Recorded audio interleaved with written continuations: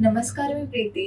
मी मराठी लाईव्हच्या दुपारच्या बातमीपत्रांमध्ये तुम्हा सर्वांचं खूप स्वागत. आमदार गणपत गायकवाड यांच्या गोळीबार प्रकरणानंतर गुंड आणि राजकीय नेत्यांच्या संबंधांवर चर्चा होऊ लागली आहे.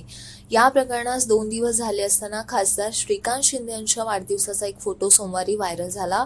त्यात पुणे शहरातील कुख्यात गुंड हेमंत दाभेकर यांनी श्रीकांत शिंदे यांना वाढदिवसाच्या शुभेच्छा दिल्या. त्या फोटोवरील चर्चा सुरू असताना अजित पवार यांची पिंपरी चिंचवडमधील गुन्हेगारी पार्श्वभूमी असलेल्या आसिफ मोहम्मद इक्बाल शेख उर्फ आसिफ दाडी यांनी भेट घेतली. सोमवारी या 2 फोटोंवरील चर्चा सुरू असताना मंगळवारी संजय राऊत यांनी पुन्हा मुख्यमंत्री एकनाथ शिंदे यांच्यावर हल्लाबोल केला आहे.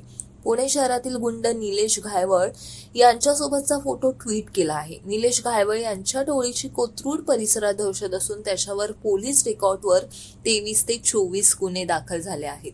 मराठा आरक्षण मोर्चा वाशीपर्यंत काढून आणि जल्लोष करून काय मिळालं असा सवाल मनसे अध्यक्ष राज ठाकरेंनी केला. यावर रितसर पत्रकार परिषद घेऊन नेमकं काय काय मिळालं हे मनोज जरांगे यांनी सांगितलं. यावेळी नाव न घेता अप्रत्यक्षपणे जरांगेंनी राज ठाकरेंवर पलटवार केला. सोशल मीडियावर लिहून टीका करता असं सांगून जरांगेंनी राज ठाकरेंचा ट्विटचाही उल्लेख केला. सरकारनं सगळे सोयऱ्यांची अधिसूचना काढल्यानंतर राज ठाकरेंनी नेमकं काय ट्विट करत श्री मनोज जरांगे पाटील यांचं अभिनंदन.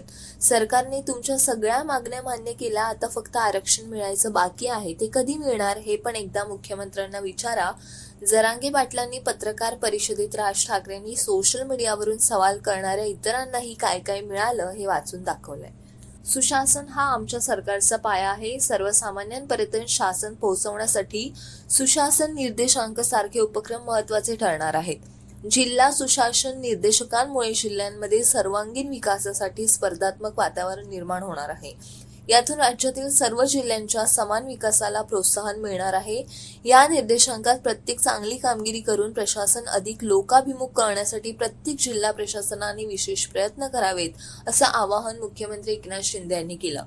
मुंबईतील सह्याद्री अतिथीगृह येथे राज्याच्या 2023-24 वर्षाच्या सुशासन अहवालाचे प्रकाशन मुख्यमंत्र्यांच्या हस्ते करण्यात आलं. त्यावेळी ते बोलत होते. यावेळी सामान्य प्रशासन विभागाच्या अप्पर मुख्य सचिव सुजाता सौनिक, केंद्रीय कार्मिक मंत्रालयाचे सहसचिव NBS राजपूत यांच्यासह सर्व विभागीय आयुक्त, जिल्हाधिकारी आणि सुशासन समितीचे पदाधिकारी यांच्यासह इतर मान्यवर दूरदृश्य प्रणालीद्वारे उपस्थित होते.